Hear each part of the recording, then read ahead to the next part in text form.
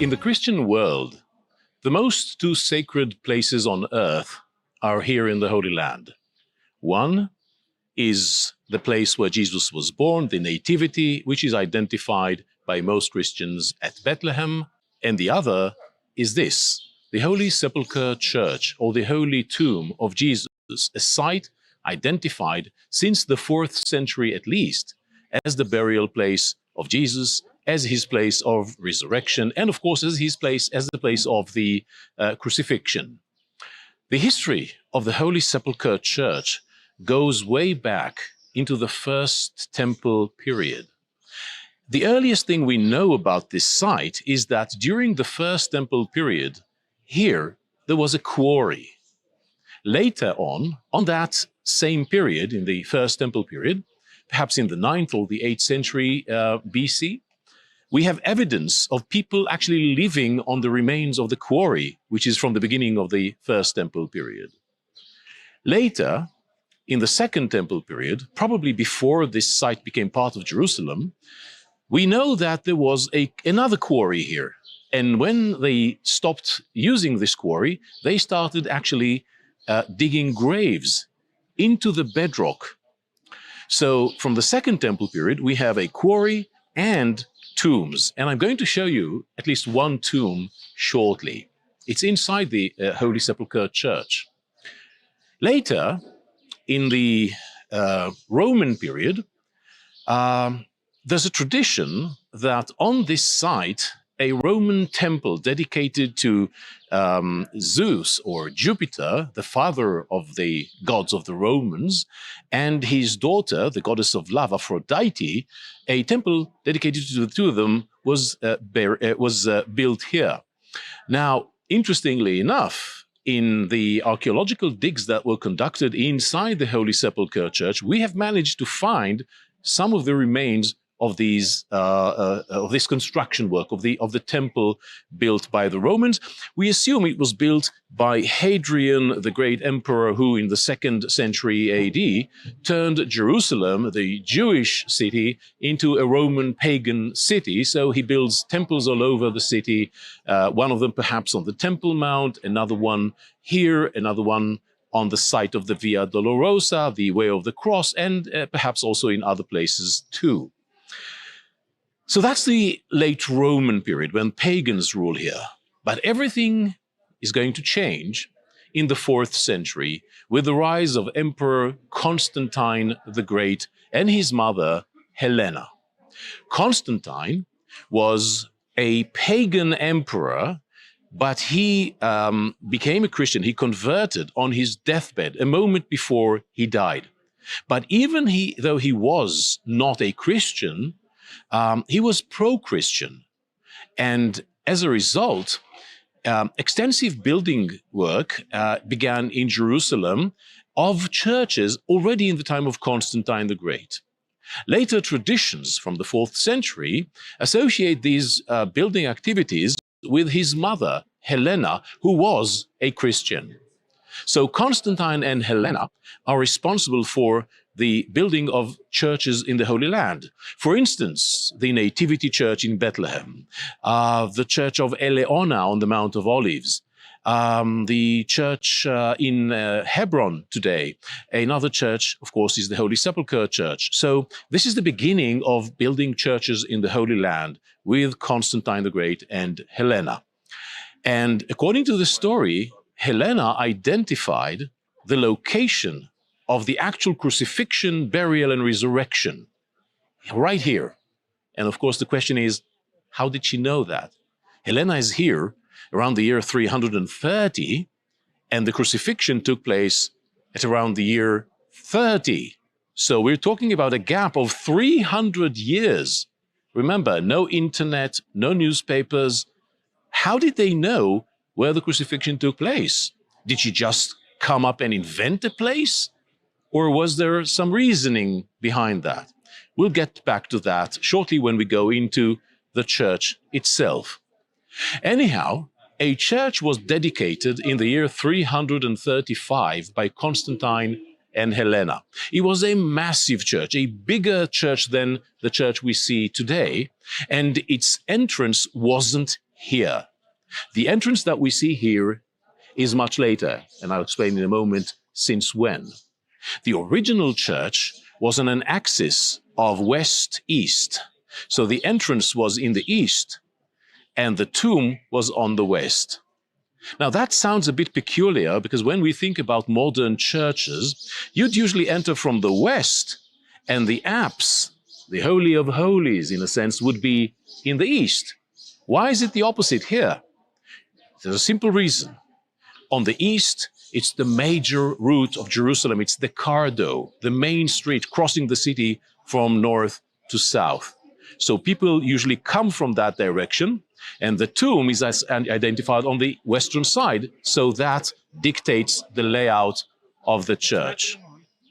Now, the church built by Constantine and Helena had two major parts.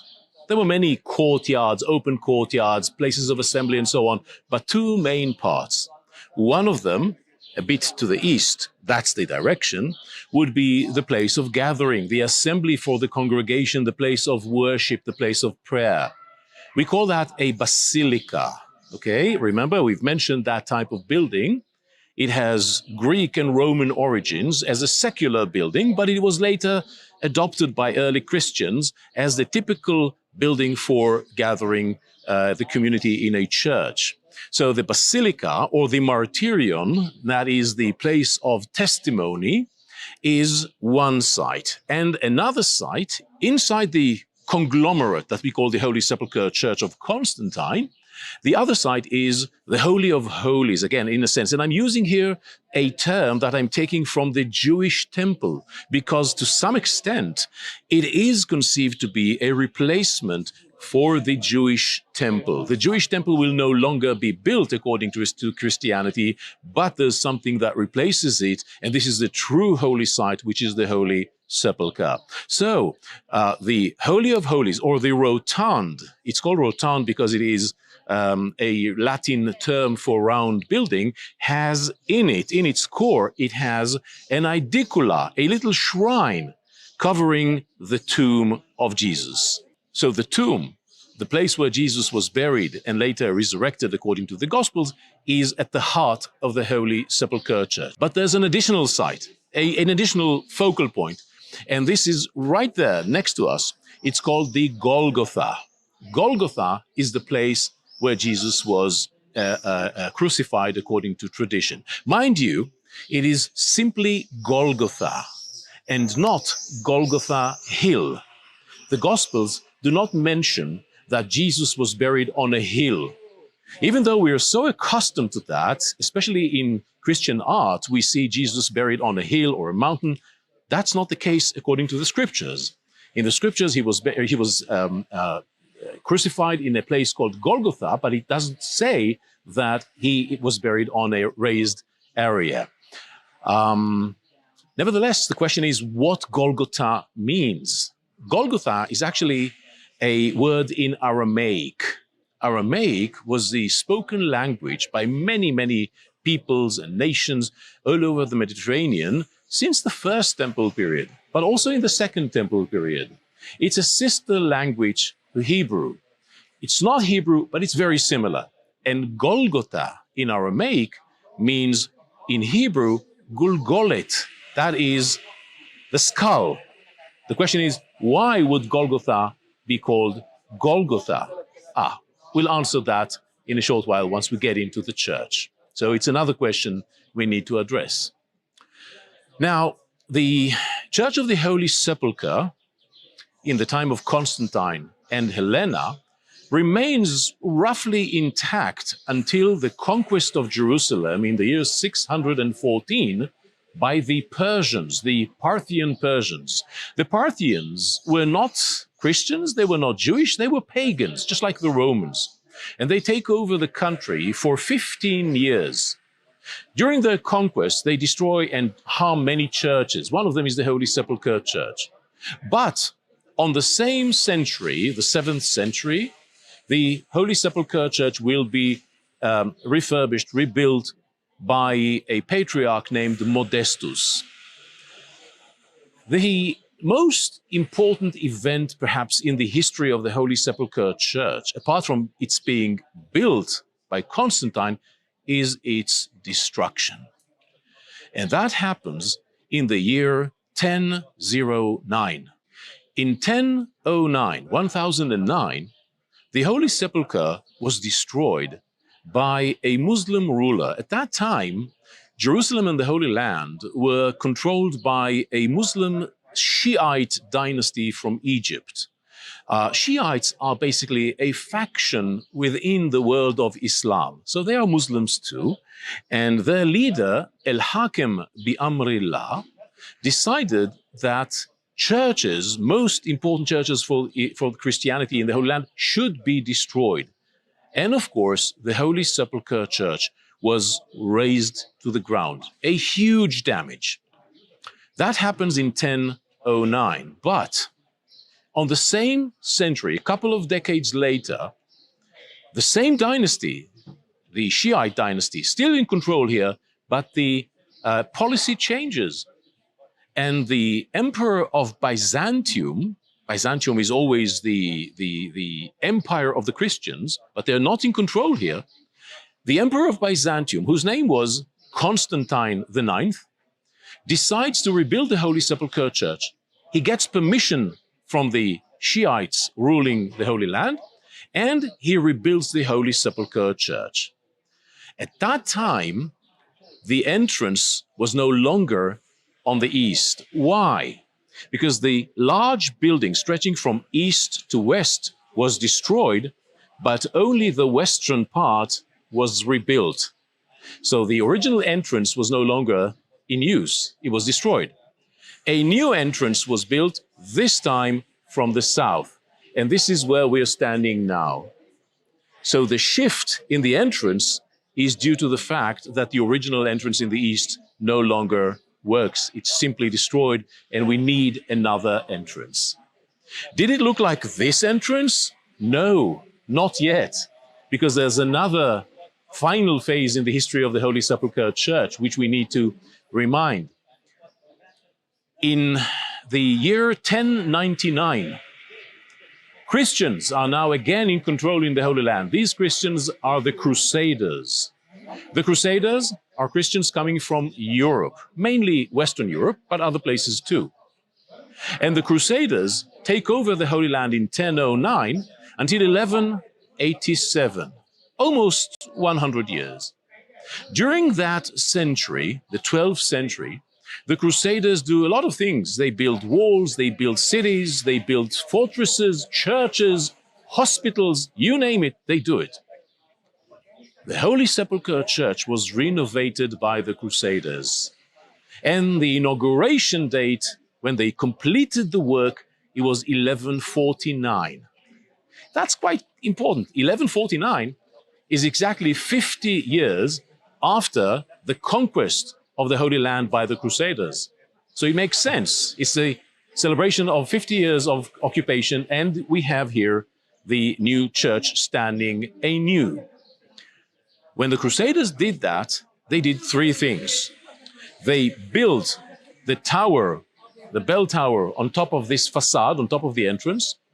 They built this beautiful facade, which is totally Crusader, but it is influenced by other types of architecture. So it is actually an eclectic facade from an architectural point of view. And the third thing the Crusaders did is to build one roof all over the church. Mind you, until the 12th century, the Holy Sepulchre Church is not one church. It doesn't have one roof on top. It is a conglomerate of several buildings with separating courtyards in between. Now, for the first time, the entire church is covered with one roof, creating really, for the first time, a unified building from an architectural point of view. So basically, the Holy Sepulchre Church, as we see it today, and as I'm going to show you in a moment inside, is the outcome of three definite phases in its evolution. We have here remains still from the time of Constantine the Great, the general plan, and here and there a bit of walls. Then there's the rebuilding of the church from the time of Constantine IX in the 11th century. Again, not much to see. And mostly what we see here is Crusader from the 12th century. Later, in the next couple of centuries until today, each generation, each century added its own little touch to the church. So altogether, it's a very eclectic church, a result of the influence of so many generations in history. It, of course, leaves us with the question, but apart from that, can we tell whether this is the real site of the crucifixion or not? We'll get to that, don't worry. Let's go inside.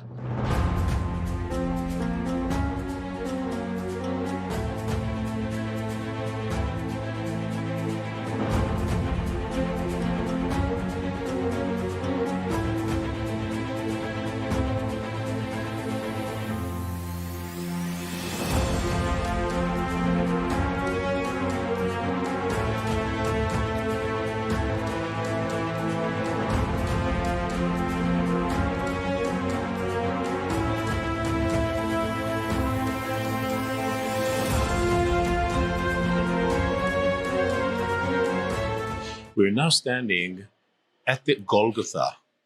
Now, there's a reason for being on such a level. We are standing on a higher level than the entire church. It looks like a hill, but I just said that there was no hill of Golgotha, or at least the Gospels do not mention any hill at Golgotha. So what's happening here? The explanation is quite simple. The reason the floor here is on a higher elevation than the rest of the church is very simple. What we have here, remember, is a quarry, beginning in the first temple period and continuing in the second temple period. The entire area was quarried, but here and there, the quarrymen left pieces of rock that were cracked so that they were useless for builders. And this is the case here. We are on top of the bedrock. Actually, if we went down below us, there's a room where you can actually see the bedrock and the crack in it. But you don't have to go there, because I'll show you the bedrock in a short while, right behind me. Anyhow, the question is, what does Golgotha mean? And we said it is Golgolet, meaning a skull in Aramaic. It's an Aramaic word. Okay, but why is it called a skull? Well, to tell you the truth, we don't have a clue. We don't know. We can try to theorize. We have hypotheses about that. For instance, according to one hypothesis, the bedrock looked like a skull. It had natural caves that looked like eyes, a natural cave that looked like a nose. Maybe that caused people to call it Golgotha, or skull. That interpretation, by the way, was adopted in the 19th century by a British journal whose name is Gordon, and he applied it to identify the site outside the old city in the Garden Tomb. Now, another interpretation, another hypothesis is that Golgotha is named Golgotha because it is the place of execution. Now that makes sense. Even the fathers of the church suggested that when you execute people and you leave their bodies to rot, what you get are skeletal remains and perhaps skulls scattered all around. And that's why the site of the crucifixion of Jesus would be called Golgotha. It's a plausible explanation. Can we prove it? Unfortunately, we can't, so the riddle remains. Over here, the whole of Golgotha is divided between two denominations and an order of the Catholic Church. Let me explain. The Holy Sepulchre is worshipped by many Christians, but not all. Protestants, for instance, do not come here to worship. But most Christians, Catholics, Orthodox, Syriacs, that is Aramaic as they're known today, Copts from Egypt, Armenians from Armenia, they believe this is the right place. This is the place where Jesus was crucified and buried. So for them, it's one of the most holy sites in the world, and especially here in Jerusalem. So for the believers, this is the site of the burial, the resurrection, and everything else. Now, all these Christian denominations, all these churches worship here. Some of them actually own parts of the Holy Sepulchre Church. The Holy Sepulchre Church is not owned by one institute or by one denomination. It is held mostly by four denominations: the Catholics, the Orthodox, or the Greek Orthodox as they're known here in Jerusalem. The Copts have a little spot, and also the Armenians. So basically, the site is divided between the different denominations. And this is one place where we can see some of it. This section here is a section belonging to the Catholics. And if you look at the decorations over the wall, over there, you can see a modern mosaic. Now, I know it looks very old. It looks like a Byzantine mosaic, but no, it's just a Byzantine style. It's a modern mosaic showing the nailing of Jesus to the cross. Most of what you see around us here, the wall decorations, the ceiling decoration, are new. But there's one piece here which is really old. If you look up here, you can see this round oval, actually, decoration showing Jesus at the center. This is 800 years old. It is from the time of the Crusaders. This section is dedicated to the nailing of Jesus to the cross.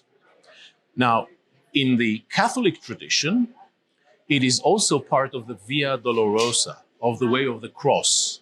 And as Catholics divide the way of the cross, the last journey of Jesus, from the trial to his execution, to his crucifixion, they divided it into 14 different stations, in which, in each one, an event of some sort happened. This would be the 11th station of the cross for the Catholics. Not far from here, 2 meters to the left, it looks quite different. Let me show you. Let's go around the corner.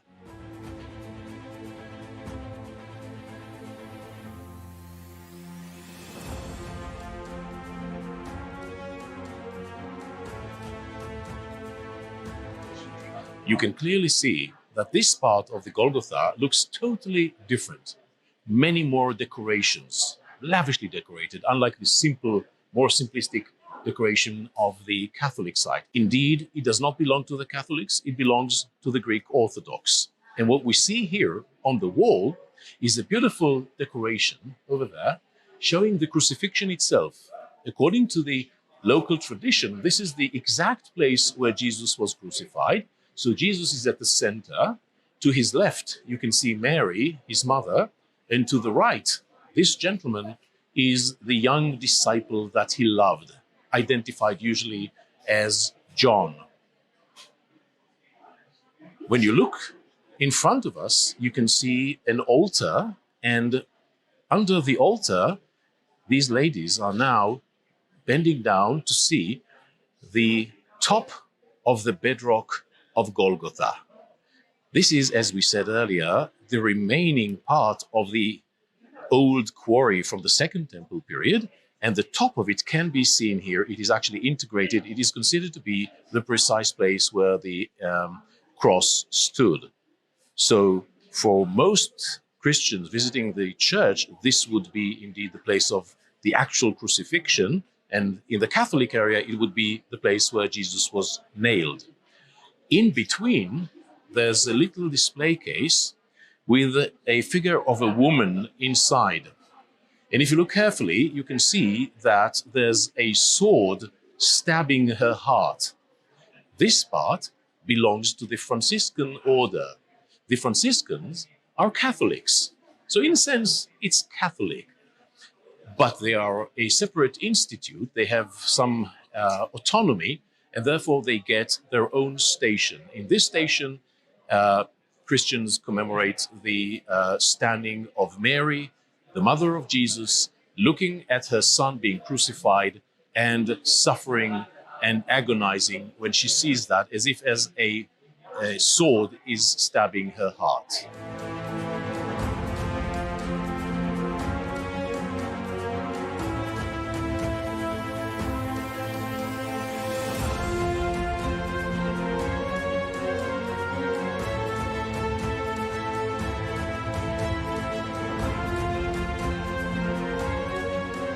I'm standing here opposite the entrance to the tomb. In a moment, we're going to see the tomb.